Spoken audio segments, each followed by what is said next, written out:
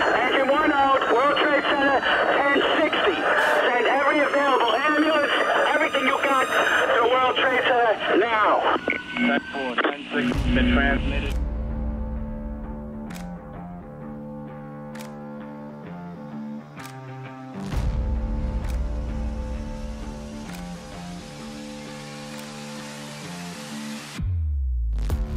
Welcome to Burnt Out.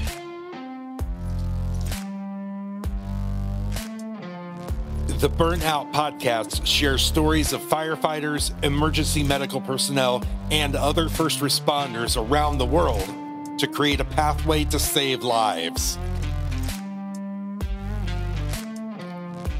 The stories you will hear are real and may be disturbing to some listeners.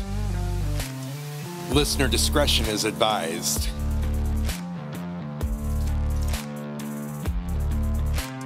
And now I'd like to introduce you to your host to Burnt Out, a 33-year retired veteran of the fire department, Skip O. Thank you, Sean, for the introduction. I'd like to welcome again everybody to Burnt Out, and also to thank our sponsors today, Turning Point Madison County and Bridges of Hope, the Warriors program. You can catch them at burnoutpodcast.org and find out more information about them. Well, I'd like to thank our special guest, Jimmy Young. He's a Pittsburgh firefighter. I met Jimmy a few years ago. I've never heard his full story before. We've always talked a little bit about it, but it was always too tough to share it. I remember calling Jimmy and asking Jimmy, would you be on this podcast, and what's out of bounds? What questions do you not want me to ask? And he goes, nothing off limits. I went and got help, and I know how to handle it today. So I'd like to welcome Jimmy to our podcast today, Burnt Out. Jimmy, could you tell us how long you was on the fire department? 28-year veteran in the fire service right now. Currently on a cancer disability from the World Trade Center. Spent most of my career on Truck 190, driving the big boy. We're a small steel mill town, so we got a lot of old structures, a lot of, knob and tube wiring. Old steel mill town that's kind of fighting its way back. Tell us a little bit about your family.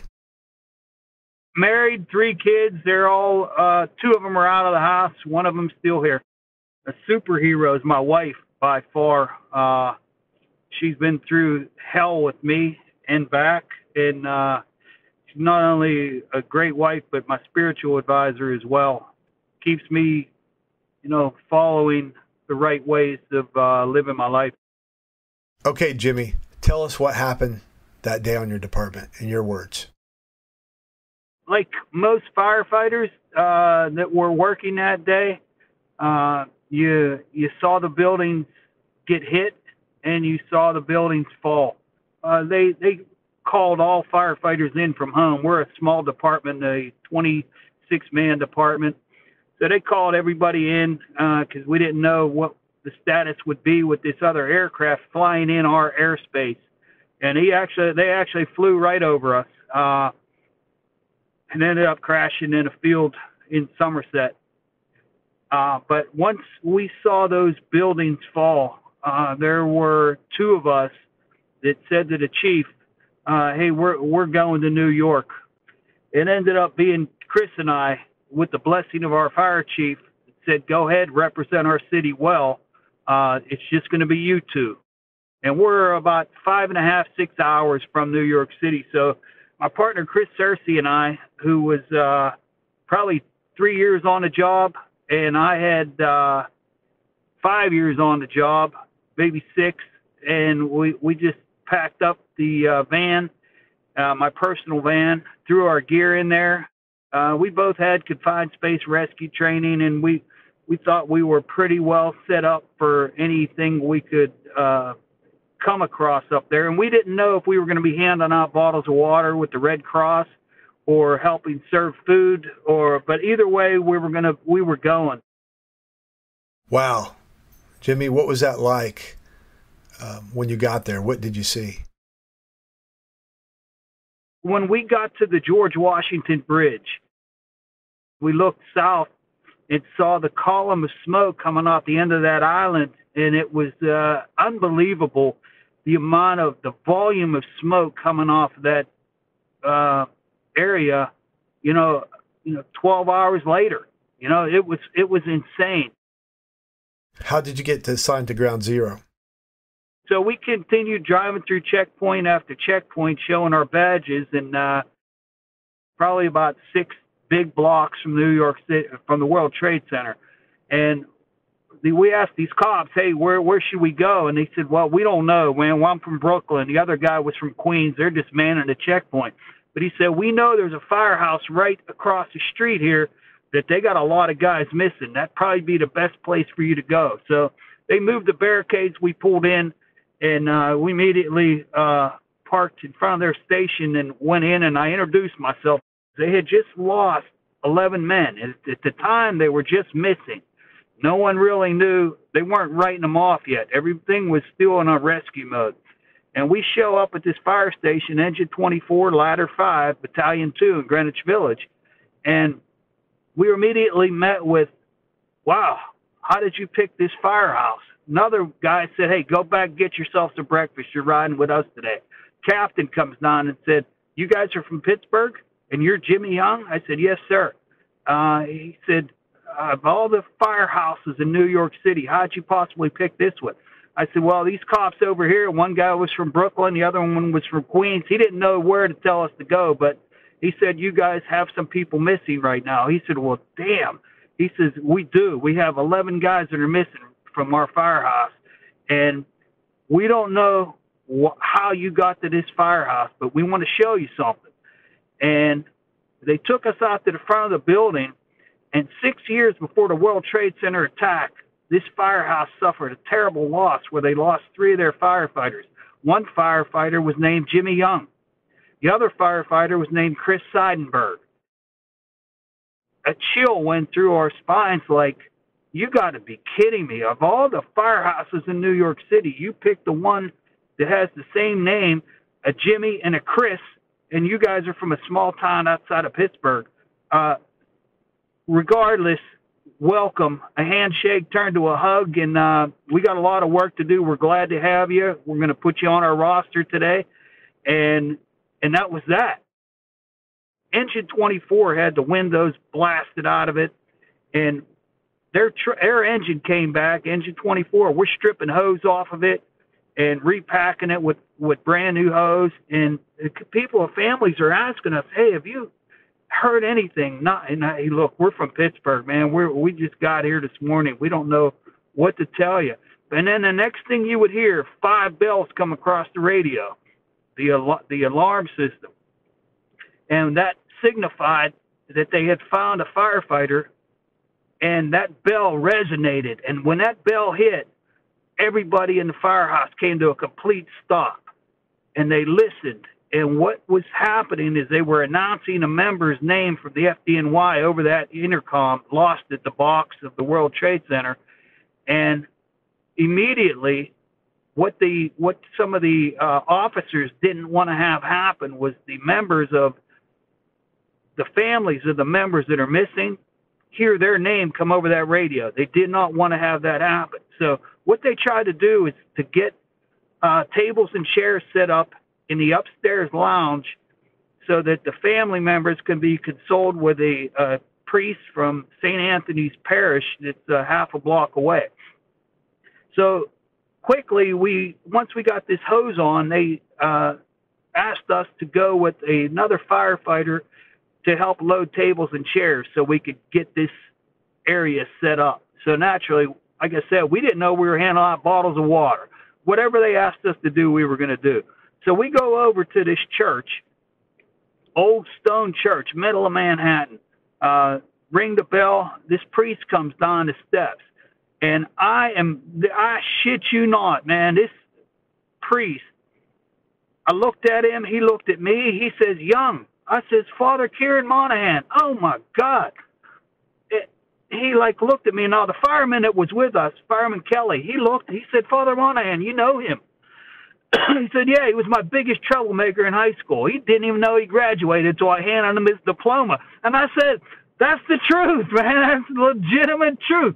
Now, meanwhile, Kelly's jaw's on the ground, like, because this freak occurrence of a Jimmy Young at their firehouse, now with a connection to Father Monahan, who is the priest who always is having coffee at this firehouse. And he said, you know, Young, I always wondered what happened to you. Here you were a fireman in New York. I said, no, Father, I'm a fireman in McKeesport. He said, good God, what are you doing up here? Are you nuts? I said, hey, like tens of thousands, everybody's coming to help, and I just have a crazy connection that now it even got crazier. So we got a little divine intervention working here. And he said, well, let's get you loaded up with these tables and chairs. And this fireman, Tony Salerno, headed by Engine 24 Captain Variali, Tony Variali, and Tony Salerno, said, look, you guys don't have to come with us, but we're going down to the POW. And if you guys want to stay here and man the station with these other guys, great. If you want to come with us, I said, Chris, grab your gear. We're going down. So we grab our gear and throw our gear on the bus, and we're sitting there, and all of a sudden we're the only guys in like yellow coats, and everybody else got the black FDNY coats on. And naturally they were like, you know, you guys came from Pittsburgh. I said, yeah, we're a small town outside of steel mill town. He said, well, man, I can't believe your name's Jimmy Young. I said, yeah, me neither, man. That's kind of a crazy thing. He said, well, maybe this is going to help us here today, and there's going to be some divine intervention working down there. So we get off this bus at this pile of just twisted metal and beams, and Captain Variali said, look, everybody that gets off this bus, I want people walking in two straight lines, and you guys from Pittsburgh, you fall in with us because you're on my roster and you're my responsibility. Wow. Jimmy, what was that like when you got there? What did you see? If you played any type of sports and you were on the bus going to the big game, and it was a Friday night game, and your team is playing, and I refer to the football analogy, you're ready to go knock some heads. Well, we were kind of like ready to go to war with what we were about to get into, and no one was talking. The closer we got, everybody would just shut up and listen and watch and seeing this stuff at the West Street checkpoint. And it's like I said, when we got off the bus, this Captain Variali led us through what now I know is the Verizon building. And as we start, because you couldn't walk right down West Street, just the pile of the debris, you would have to climb up and rappel down to get to where we were trying to get to. And this Captain Variali said, look, we're gonna search where we know the North Tower stairwell is, where our guys were ascending. We're going to search there today, tonight, tomorrow, next week. We're going to search there till we bring everybody back. And he was a superb leader, man. I'll never forget that as long as I live. So we're walking through the Verizon building, and you got a picture. There's no lights at all. There's power grid is completely shut off, and everybody has got the lights on their coats, activate them, and we're walking through it. And it was the butterflies walking down that dark hallway, and we kind of like took over the hallway, and it's like kind of like a mall area. And it's this corridor that we're walking down. I watched the guys in front of me. Everybody kind of like moved to the side of the wall, and then here's FDNY carrying out body bags of filth, and the first bag, the second bag, the third bag, each bag had like 6 people carrying them. And the last group of firefighters, they had this body bag folded over a couple times, and only 2 guys were carrying this body bag. And I thought, oh my God, we're about to see some craziness. Prepare yourself, man, because this is gonna be a gut-wrenching day here.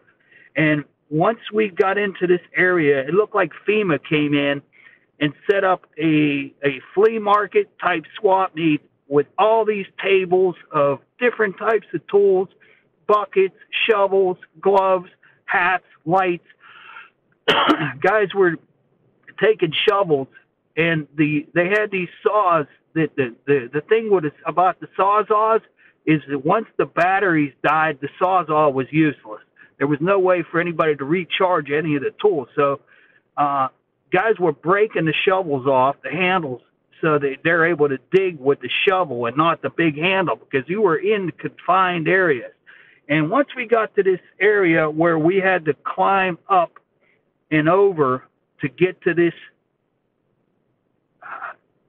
what resembled a elevator shaft, the twisted cables, just they knew the general vicinity of this stairwell in this footprint of a building.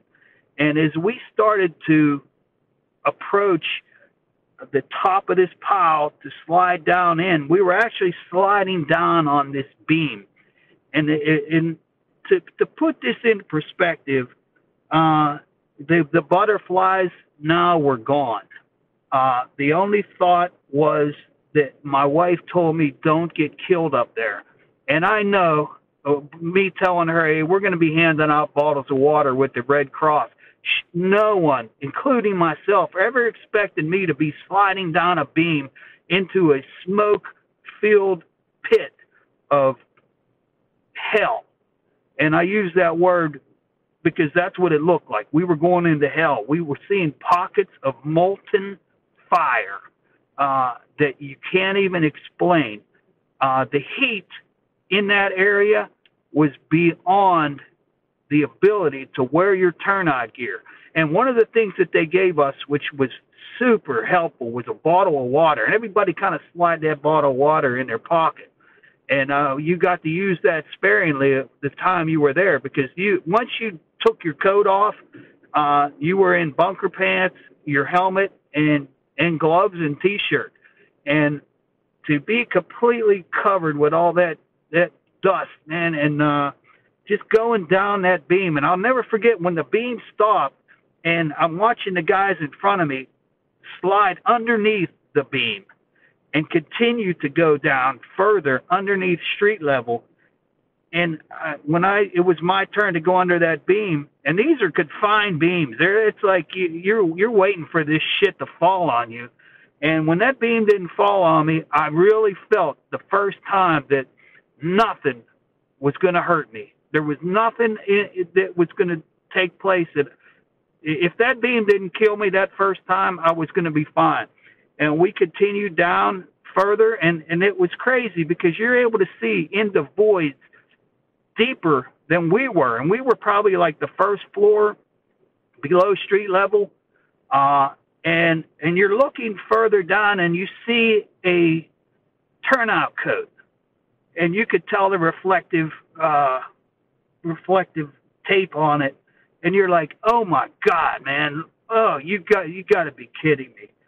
And then the coat would move, and you're like, you mean to tell me there's people below where we're at right now, and we're kicking shit down on them, and but they're directly underneath us as we're trying to navigate down to this, like a mall area that they had below where they had the subway. It was, on any normal day, it would be a nice place to go have a cup of coffee and have go shopping. And everything was just covered with debris, dust. It was the most unbelievable thing. And then once you started to hear guys saying, ho, ho, ho, everybody would go completely quiet. The whole area would go, and you would hear somebody rapping on a beam, trying to see if anybody else was rapping back. And that lasted for, I don't know, like 45 seconds. And then once that 45 seconds was up, everybody kind of went back to work digging and, lifting stuff up and trying to free stuff. Now, what was hard to put into words was the smell.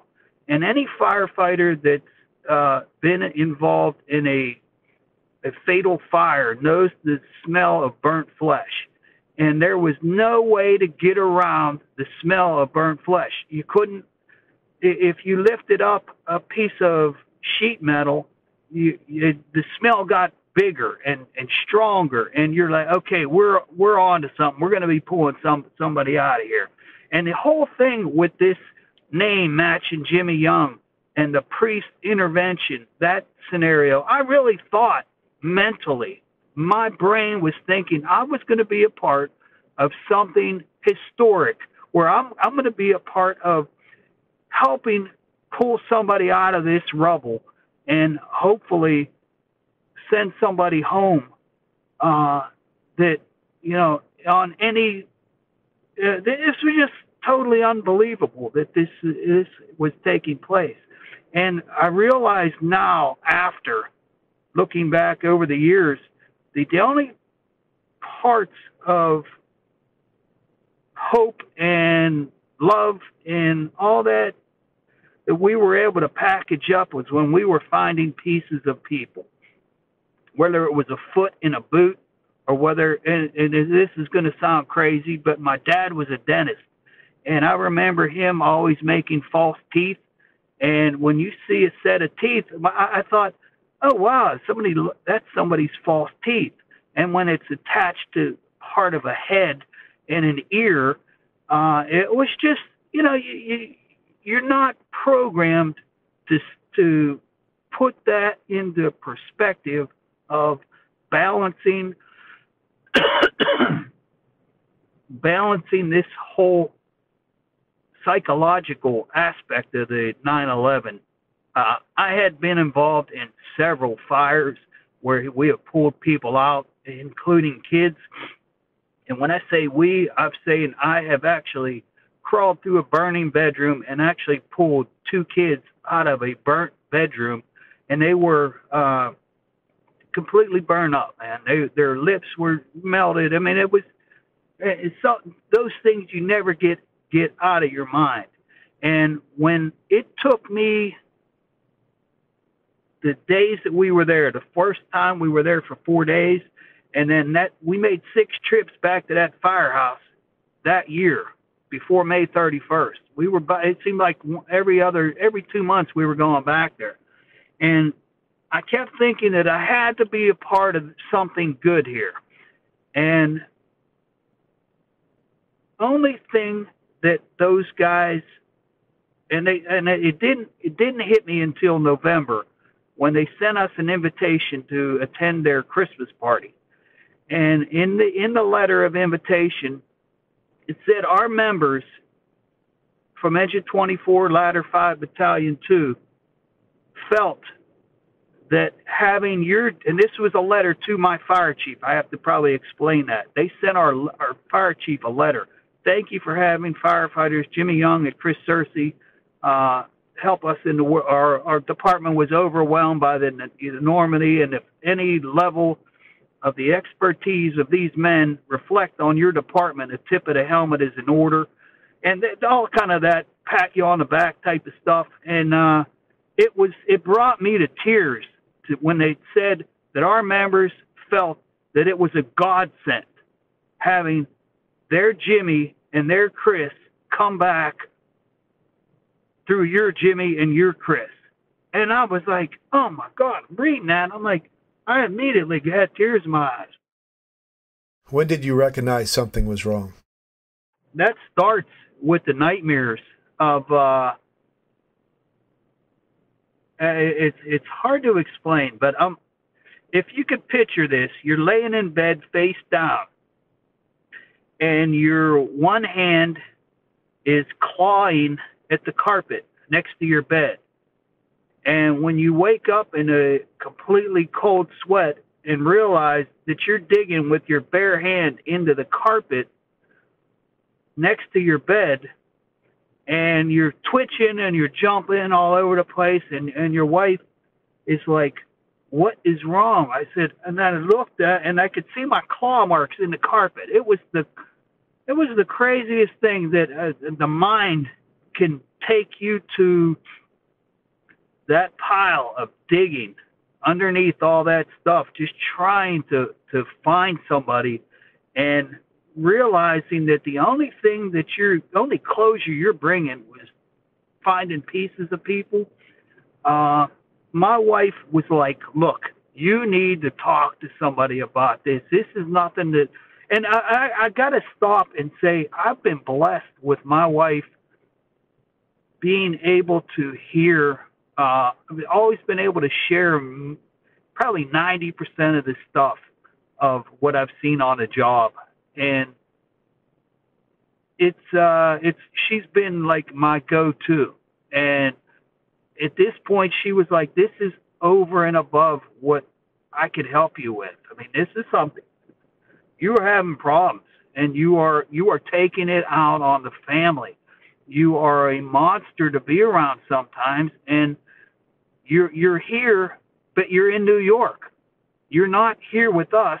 Every time something comes on the TV, everybody had to shut up.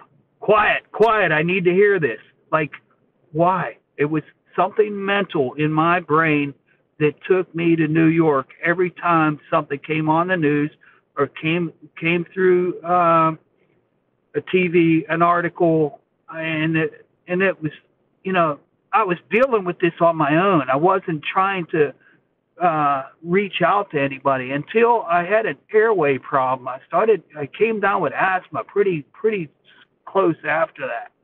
And I had gone into the ER for a breathing difficulty. And I explained to them, hey, I was a first responder in New York, and nothing connected with that. I also I've been having some crazy bad dreams. Again, nothing connected with that. No one said, okay, we're going to send you to here, send you to this guy, or, and it wasn't until my wife and my mother had referred me to this psychiatrist who said, look, schedule an appointment. I was paying for this out of my pocket. There was, this is something I wasn't sharing with my department. I didn't want them to think I was freaking nuts. I know you got help with your PTSD. Where was that at? Yeah, okay, so we got to the COE, and that's the Center of Excellence. It's an area designed it's a treatment center for firefighters in the United States from the career fire side through the IAFF. That's the International Association of Firefighters Union.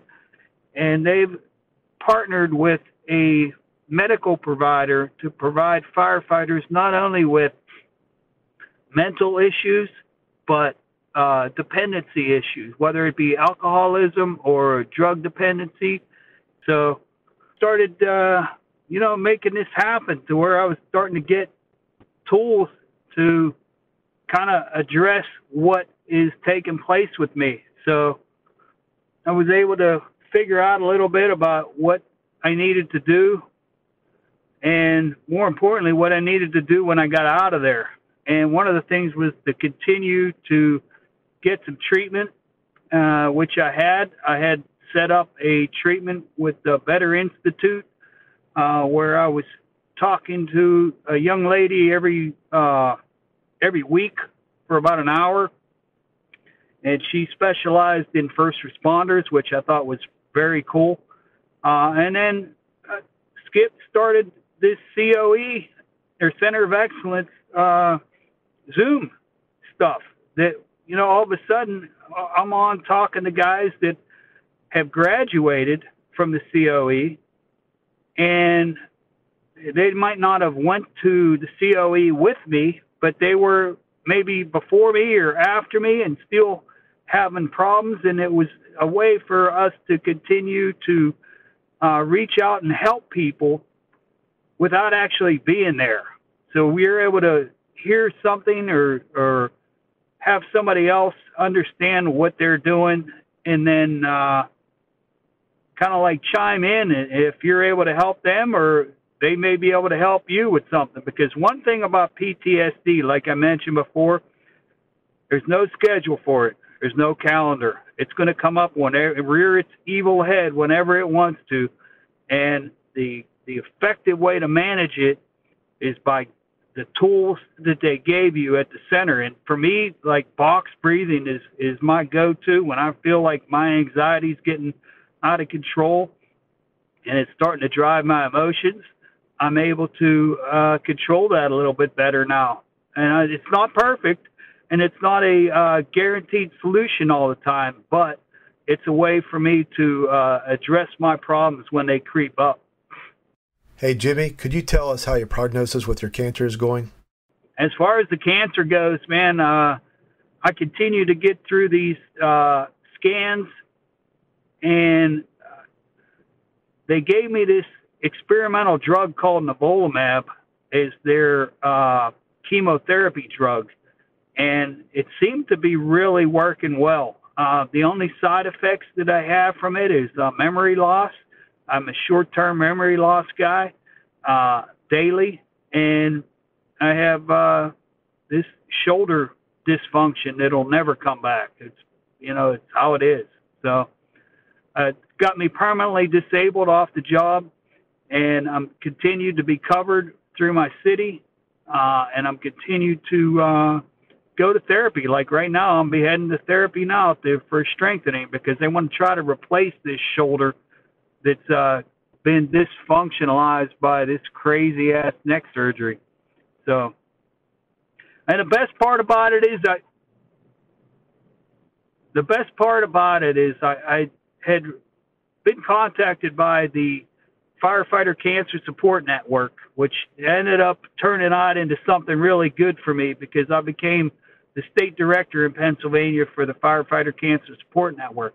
So any fireman that is diagnosed with cancer, I get an email, and I'm their first contact, where I reach out and talk to them to, one, get them organized for what's about to take place, from everything from life insurance to faith to family to what's really important. And I think I've helped a lot of people along the way, including myself, by doing it. Jimmy, here's your chance to give it a shout out at an organization. Just Firefighter Cancer Support Network. There's an 800 number. Each state has its own state director and groups of mentors that help people along the way. And that's pretty much it. And if anybody out there that wants to be a volunteer for this organization, there's also links on there for becoming a volunteer. Okay, Jimmy, this brings us to the last thing. What phrase or inspirational words that keeps you going? There is a saying that I remembered when I was at the Center of Excellence, and it was written on the board one day, and I copied it, and I lived my life by it. And it said, "Calm seas never made an adequate sailor." Wow. What a phrase. Calm seas never made an adequate sailor. I love that saying. Also, Jimmy, I'd like to thank you for sharing your story.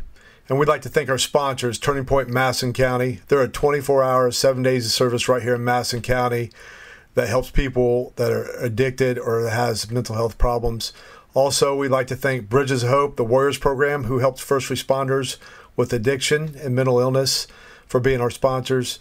We know there's a lot of first responders out there that has their own version of 9/11 in their own lives. We want to let you know that here at Burnout Podcast, we're here to help you in any way that we can. We'll attach you to Worldwide Peer Support, who has 3 Zoom meetings a week on Tuesdays, Thursdays, and Sundays at 8 p.m. You can go to worldwidepeersupport.org and you can connect to those Zoom meetings and reach out to us. Until then, remember, shut that radio off at night and get some sleep. God bless.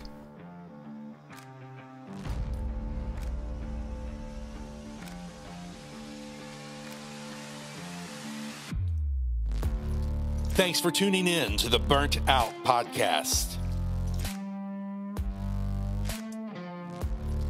Your host for Burnt Out is Skip O.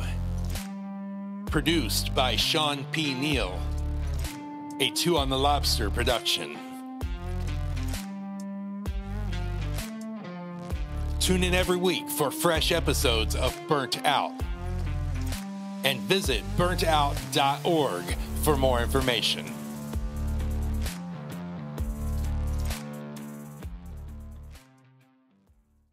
Two on the Lobster production.